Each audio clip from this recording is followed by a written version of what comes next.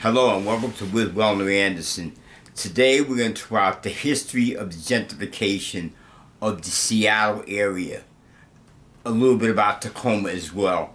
Seattle was called the Emerald City. But let me tell you a little bit about gentrification.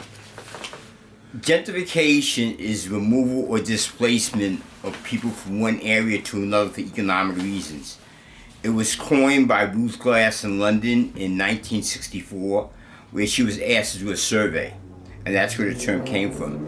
It's actually a term, an old French term from gentry, which was the middle class between the aristocracy and the lower class people.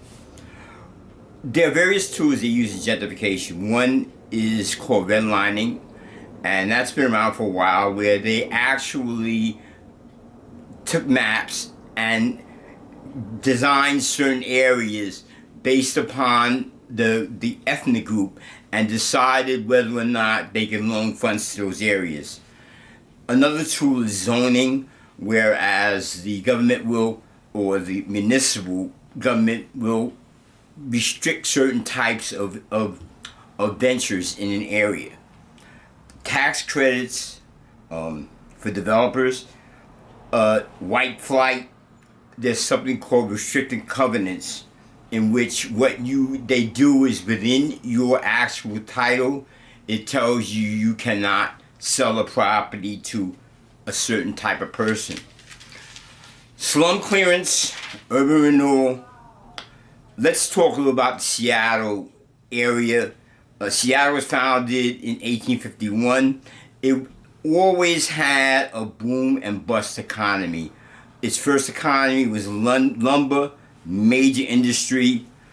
As the railroads began to flourish and the United States started to go out west, a lot of Chinese, Indians, and white people began to work on the railroads.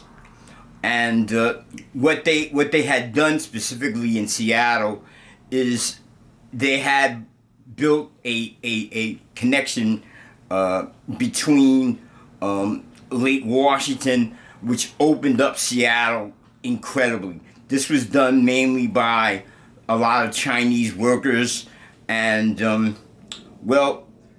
the people who were there, the Caucasian people who were there, really didn't care that much for Chinese because they saw them as competition. And there were various statements made about derogatory toward the Chinese. I can't mention them. They're really bad. I can say one. It says the Chinese must go. The Chinese settled Chinatown around 1880 something.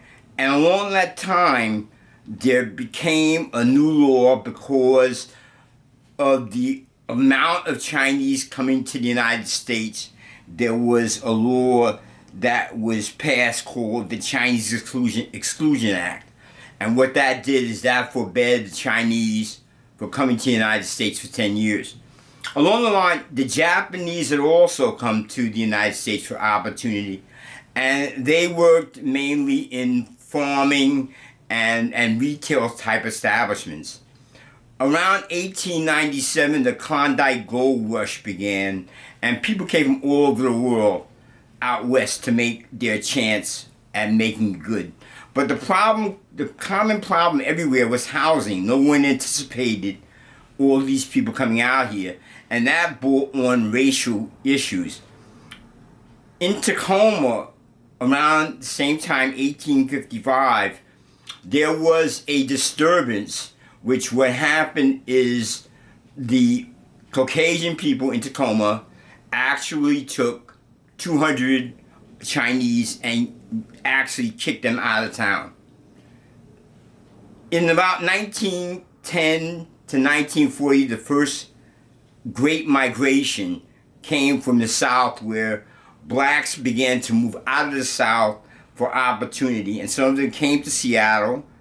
During World War I, there was an economic boom based upon the shipyards in Seattle.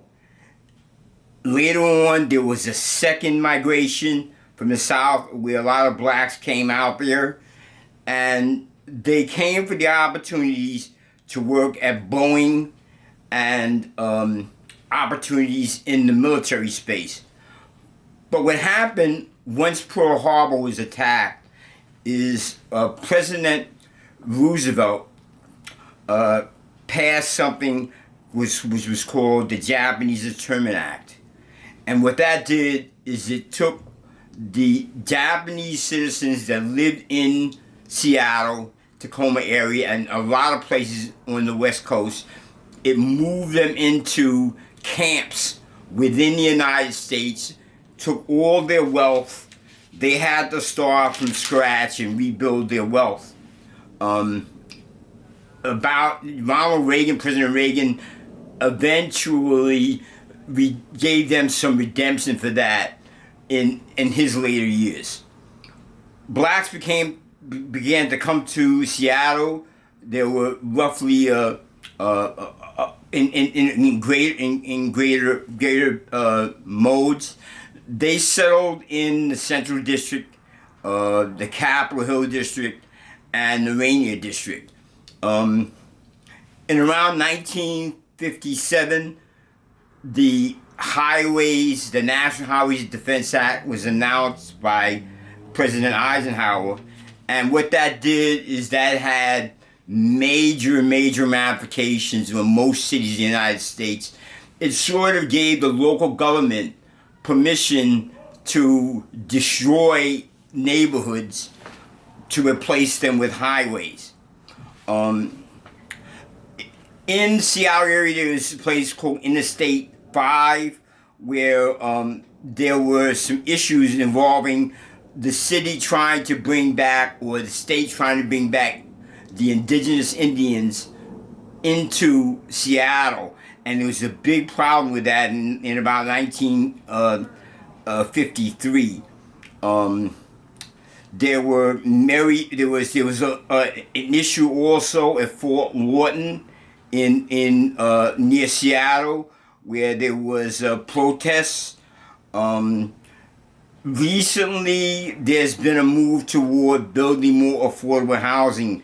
In 2006, there was a really big effort.